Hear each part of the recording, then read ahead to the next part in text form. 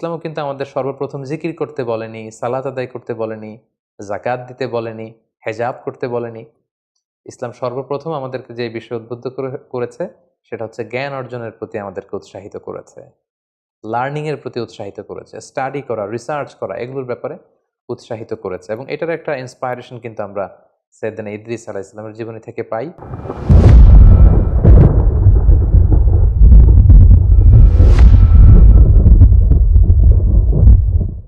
আসসালামু আলাইকুম ওয়া রাহমাতুল্লাহি ওয়া বারাকাতুহু।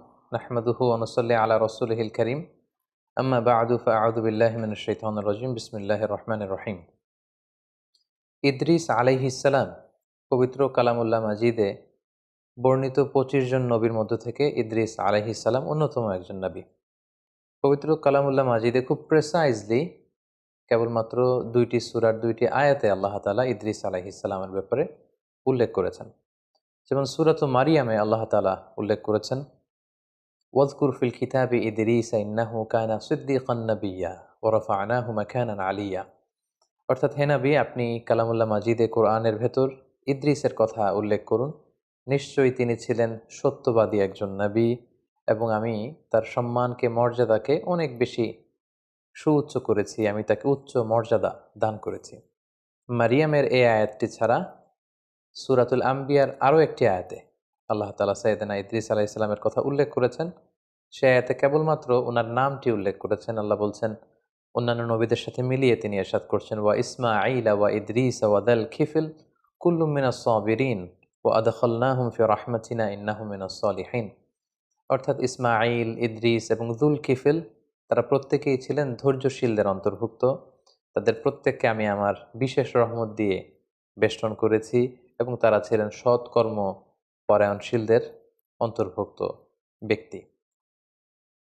কালামুল্লাহ মাজিদের সূরাতু মারিয়াম এবং সূরাতু আম্বিয়ার এ দুটি আয়াত ছাড়া আর কোথাও সাইয়েদনা ইদ্রিস আলাইহিস সালামের ব্যাপারে উল্লেখ করা হয়নি। সুনানে নাসাইতে একটি সহিহ হাদিসেও আমরা ইদ্রিস আলাইহিস সালামের ব্যাপারে উল্লেখ দেখতে পাই, যেক্ষেত্রে উল্লেখ হয়েছে যে আল্লাহ রাসূল সাল্লাল্লাহু আলাইহি ওয়াসাল্লাম যখন মেরাজে গিয়েছিলেন, আমরা জানি মেরাজ রজনীতে ৭টি আকাশে ৭টি স্তরে তিনি ৭ জন নবীর সাথে সাক্ষাৎ করেছিলেন। সেখানে তিনি চতুর্থ আসমানে সাইয়েদনা ইদ্রিস আলাইহিস সালামের সাথে সাক্ষাৎ করেছিলেন।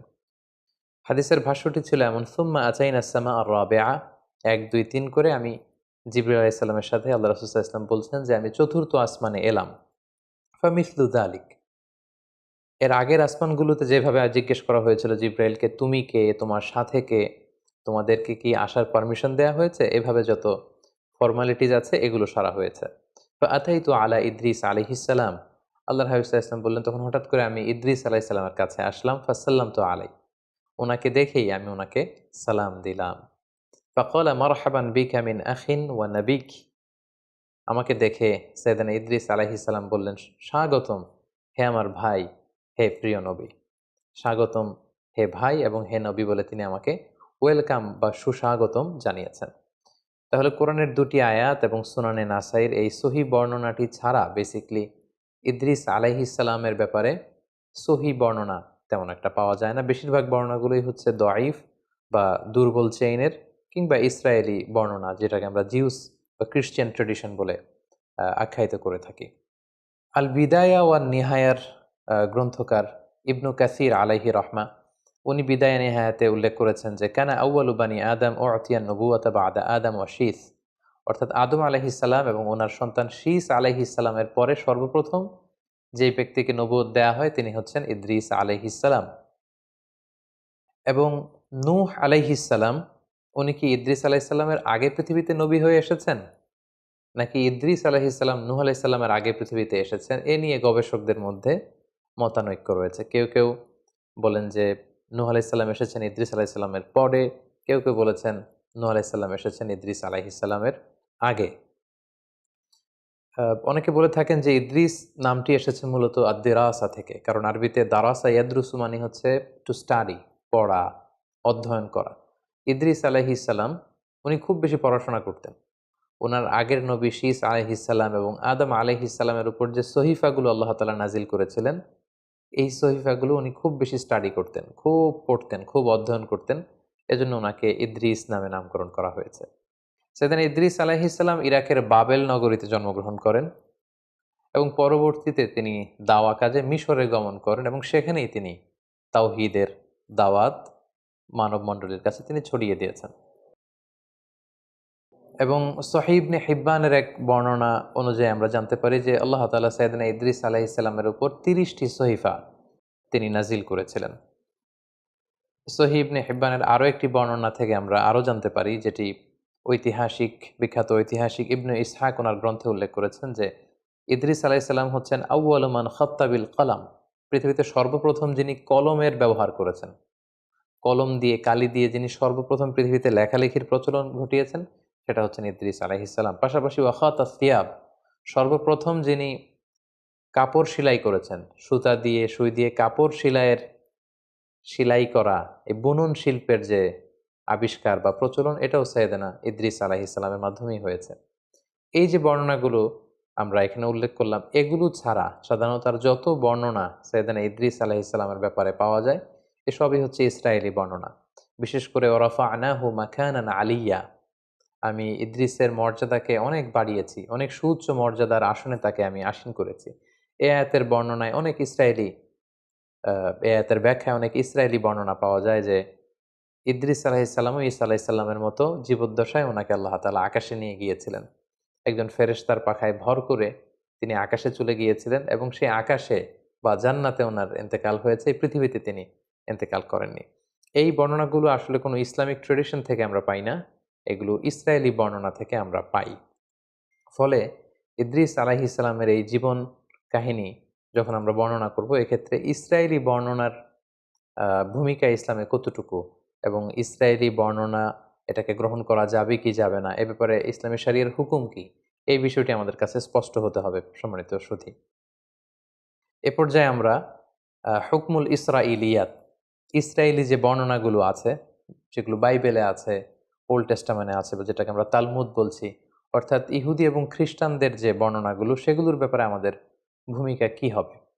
যেমন কোরআন হচ্ছে আমাদের কিতাব, আর আল্লাহ রাসূল সাল্লাল্লাহু আলাইহি ওয়াসাল্লামের বর্ণিত কথাগুলোকে আমরা হাদিস বলছি।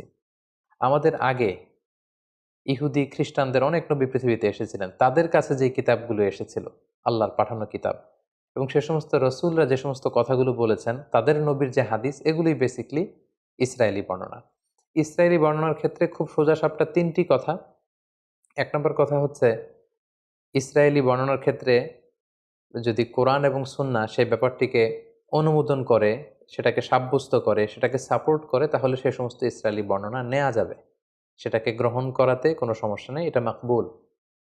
2 নম্বর কথা হচ্ছে, ইসরায়েলে যে সমস্ত বর্ণনার বিপরীত বর্ণনা কোরআনে পাওয়া যায়, অথবা কোরআন এবং সুন্নাহ ইসরায়েলি বর্ণনার যে তথ্য, এই তথ্যকে অপোজ করছে, এটাকে অস্বীকার করছে, বরং তার ভিন্নধর্মী বর্ণনা কোরআন এবং সুন্নায় পাওয়া যাচ্ছে, সেক্ষেত্রে ইসরায়েলি বর্ণনাকে রিজেক্ট করতে হবে, এটাকে অ্যাকসেপ্ট করা যাবে না।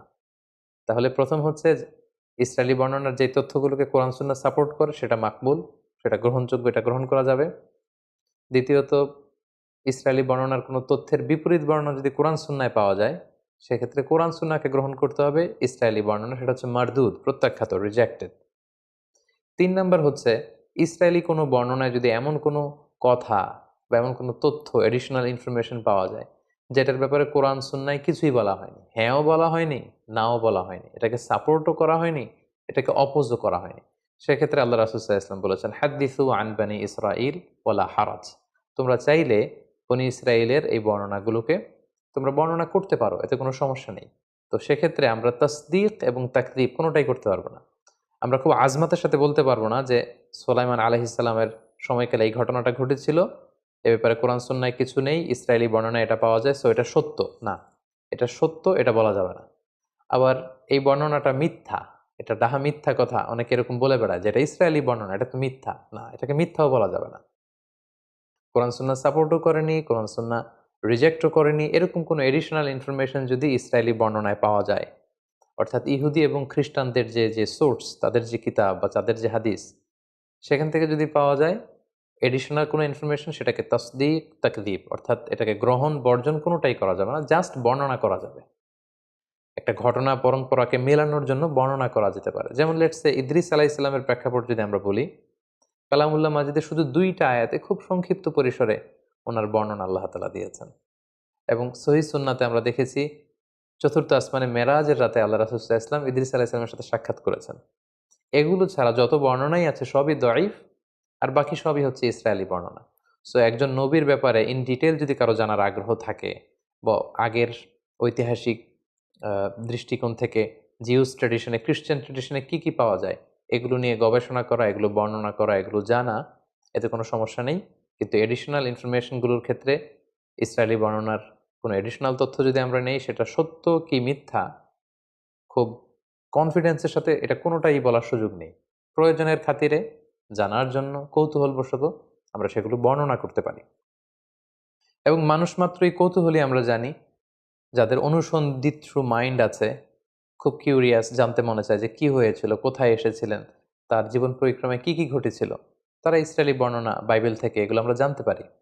কারণ বাইবেলের সব কিছুই যে তারা ডিস্ট্রয় করে ফেলেছে, মানে এন্টায়ার বাইবেলে যে তারা করাপ্ট করে ফেলেছে এমনটা না। বাইবেলের অনেক কিছু আছে শুদ্ধ, আবার অনেক কিছুকে তারা কারাপ্টেড করেছে। তো সেক্ষেত্রে এডিশনাল ইনফরমেশনগুলো নেয়ার ক্ষেত্রে, যেটা কোরআনেও নেই সুন্নাতে নেই, আমরা চাইলে বর্ণনা করতে পারবো, আমাদের কৌতূহলকে নিবারণ করতে পারবো, কিন্তু হুটহাট করে এটা বলতে পারবো না যে এটা সত্য কিংবা এটা মিথ্যা। আমাদের মধ্যে একটা প্রবণতা আছে, অনেকে যেটা মনে করেন কোনো ইসরায়েলি বর্ণনা শুনলেই তারা বলে থাকেন যে এটা বানোয়াট হাদিস, এটা জাল হাদিস।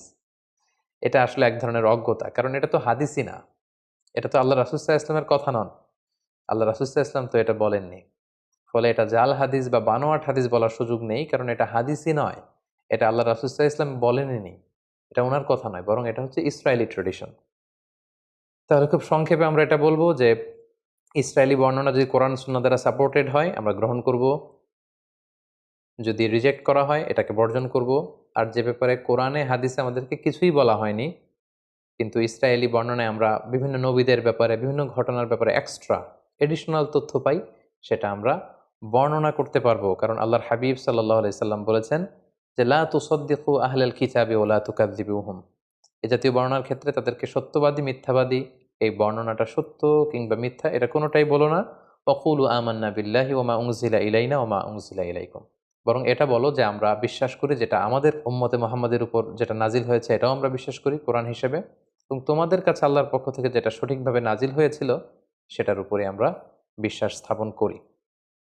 আমরা রঈসুল মুফাসসিরিন আব্দুল্লাহ ইবনে আব্বাস রাদিয়াল্লাহু তাআলা আনহুর কথা জানি যে উনি সাহাবীদের মধ্যে খুবই কিউরিয়াস মাইন্ডেড ছিলেন, কিউরিসিটি খুব বেশি ছিল, অনুসন্ধিৎসু মন ছিল ওনার, কৌতূহলী মন।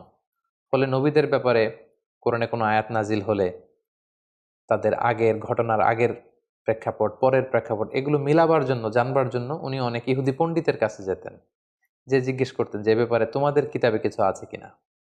তখন সেই ইহুদি পণ্ডিতদের কাছ থেকে উনি শুনে আসতেন এবং সেগুলো তিনি বর্ণনাও করেছেন। এবং আমাদের অনেক আমাদের যে ক্লাসিক তাফসিরগুলো রয়েছে সেই ক্লাসিক তাফসিরগুলোতে এগুলো বর্ণিতও হয়েছে। তো আমরা এই ইসরায়েলি যে ন্যারেশনগুলো আছে, বর্ণনাগুলো আছে, এগুলো ডিল করার ক্ষেত্রে এই 3টা মূলনীতি খেয়াল রাখবো। কোরআন হাদিস সাপোর্ট করলে গ্রহণ করব, রিজেক্ট করলে আমরাও রিজেক্ট করব। আর এডিশনাল তথ্য যেটা আমাদের কোরআনেও নাই, সুন্নাতেও নাই, কিন্তু অনেক নবীর ব্যাপারে কিছু তথ্য আমরা ইসরায়েলি বর্ণনাতে পাই, সেগুলো আমরা বর্ণনা করতে পারবো। কারণ আল্লাহর হাবিব সাল্লাল্লাহু আলাইহি ওয়াসাল্লাম সহিহ বুখারীর বর্ণনায় বলেছেন ওয়াহাদ্দিসু আন বানি ইসরাঈল ওয়ালা হারাজ, তোমরা ন্যারেট করতে পারো, you can narrate the tradition of Jews and Christian community. তাদের পক্ষ থেকে যেই ন্যারেশনগুলো প্রিজার্ভ করা হয়েছে এগুলো চাইলে তোমরা বর্ণনা করতে পারবে, এতে কোনো সমস্যা নেই ইনশাআল্লাহ।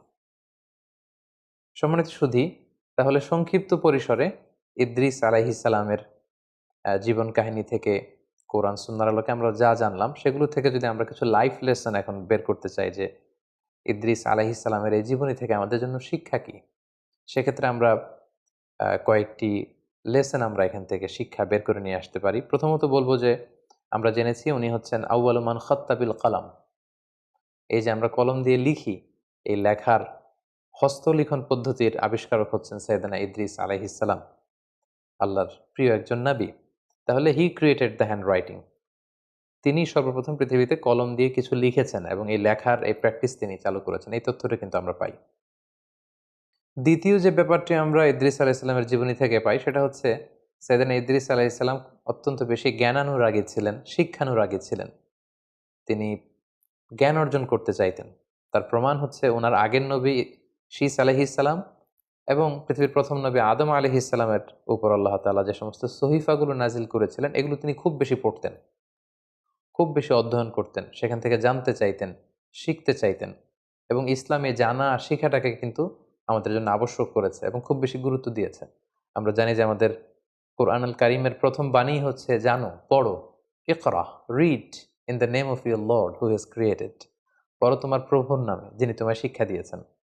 তাহলে ইসলামও কিন্তু আমাদের সর্বপ্রথম জিকির করতে বলেনি, সালাত আদায় করতে বলেনি, যাকাত দিতে বলেনি, হেজাব করতে বলেনি। ইসলাম সর্বপ্রথম আমাদেরকে যে বিষয়ে উদ্বুদ্ধ করেছে সেটা হচ্ছে জ্ঞান অর্জনের প্রতি আমাদেরকে উৎসাহিত করেছে, লার্নিং এর প্রতি উৎসাহিত করেছে, স্টাডি করা, রিসার্চ করা, এগুলোর ব্যাপারে উৎসাহিত করেছে। এবং এটার একটা ইন্সপায়ারেশন কিন্তু আমরা সাইয়েদনা ইদ্রিস আলাইহিস সালামের জীবনী থেকে পাই। কারণ তিনার আগে যে সমস্ত কিতাব সাহিফা নাজিল হয়েছে এগুলো তিনি খুব বেশি পড়তেন। তিনি অত্যন্ত বেশি জ্ঞান অনুরাগী ছিলেন।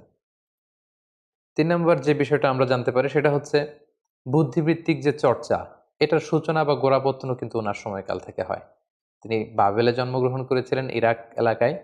পরবর্তীতে তিনি তাওহীদের দাওয়াত নিয়ে নীল নদের পাড়ে মিশরে অবস্থান করেন। সেখানে তিনি ওই এলাকার লোকদেরকে তাওহীদের দাওয়াত দেন, সালাতের দাওয়াত দেন, যাকাতের দাওয়াত দেন এবং সেখানে তিনি জ্ঞান অর্জন এবং জ্ঞান বিতরণের একটা পরিবেশ তৈরি করেছিলেন। এবং অনেক ঐতিহাসিক বলেছেন যে এই যে গাণিতিক বিভিন্ন সূত্র, ম্যাথামেটিক্যাল যে সূত্র অথবা অ্যাস্ট্রোনমি, জ্যোতির্বিজ্ঞানের যে জ্ঞান, সেটার সূচনাটা হয়েছিল সাইয়েদনা ইদ্রিস আলাইহিস সালামের সময়।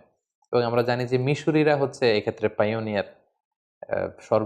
পৃথিবীতে সবচেয়ে প্রাচীন যেই বর্ণমালার শিলালিপি পাওয়া যায়, হাইরোগ্লিফিক্স বলে ইংরেজিতে, আরবিতে হাইরোগ্লিফিয়া বলে, এটা মিশরে পাওয়া গিয়েছে। কিভাবে ইরিগেশন করতে হবে, জমি চাষ দিতে হবে, কিভাবে গাণিতিক সূত্র দিয়ে উপকৃত হওয়া যায় এবং জিওমেট্রিক বিভিন্ন তথ্য সূত্র, এগুলো কিন্তু মিশরীরা উদ্ভাবন করেছে। এবং সেক্ষেত্রে অনেক ঐতিহাসিকরা বলেছেন সাইয়েদনা ইদ্রিস আলাইহিস সালামের সময়ই এটার সূচনা বা গোড়াপত্তন হয়েছিল। সাইয়েদনা ইদ্রিস আলাইহিস সালামের জীবনী থেকে আরও একটি বিষয় আমরা জানতে পারি যে উনি খুব কর্মঠ ছিলেন, সাদাসিধে জীবনযাপন করতেন, যেটার প্রমাণ পাওয়া যায় যে তিনি নিজ হাতে নিজের জামা বা কাঁথা এগুলো সেলাই করতে জানতেন। সেলাই করার বা হস্তবুনন শিল্পের ব্যাপারটিও কিন্তু ওনার সময় থেকে শুরু হয়েছে। এ থেকে আমরা বুঝতে পারি যে উনি খুবই কর্মঠ ছিলেন, হার্ড ওয়ার্কিং ছিলেন। আমরা অনেকে নবীদের ব্যাপারে এরকম ধারণা করে থাকি যে ওনারা মানুষ নয়। আসলে ব্যাপারটা কিন্তু ভুল। ওনারাও মানুষ ছিলেন এবং ওনারা এই পৃথিবীতে হার্ড ওয়ার্ক করেছেন, স্ট্রাগল করেছেন। ওনারা বাজারে যেতেন, বাজার করতেন এবং ওনাদের লাইভলিহুডের জন্য ওনাদের আর্নিং করা লাগতো, উপার্জন করা লাগতো। জীবনের যে স্ট্রাগলগুলো আছে এগুলো সবগুলো পেরিয়ে ওনারা নিজেদেরকে প্রমাণ করে করে মহামানব হিসেবে তারা পৃথিবীতে স্বীকৃত হয়েছেন। তো এক্ষেত্রে আমরা এটা বুঝতে পারি যে সাইয়েদনা ইদ্রিস আলাইহিস সালাম অত্যন্ত আহ, কর্মচঞ্চল একজন মহামানব ছিলেন। খুব কর্মঠ এবং সাদাসিধে জীবনযাপন করতেন। ওনার হস্তবুনন শিল্পের এই প্র্যাকটিস থেকে আমরা এই বিষয়টি আমরা বুঝতে পারি। পাশাপাশি আমরা এটাও বুঝতে পারি যে অভাবনীয় বুদ্ধিমত্তার অধিকারী তিনি ছিলেন। উদ্ভাবনী ক্ষমতা ওনার মধ্যে ছিল, গবেষণা, ধর্মী চিন্তা চেতনার একজন মানুষ ছিলেন, যেটা আমাদের জন্য অনেক বেশি অনুপ্রেরণা যোগায়। সম্মানিত সুধী, আল্লাহ তাআলা আমাদের সবাইকে নবীদের রেখে যাওয়া যে সুন্নাহ, নবীদের রেখে যাওয়া যে পথ, সে পথে যেন আমরা আমাদেরকে পরিচালিত করতে পারি। আল্লাহ তাআলা আমাদের সবাইকে তৌফিক দান করুক। হাযা মা ইনদি ওয়াল ইলমু ইনদাল্লাহ আলাইহি তাওয়াক্কালতু ওয়া ইলাইহি উনীব। ওয়াসসালামু আলাইকুম ওয়া রাহমাতুল্লাহি ওয়া বারাকাতুহু।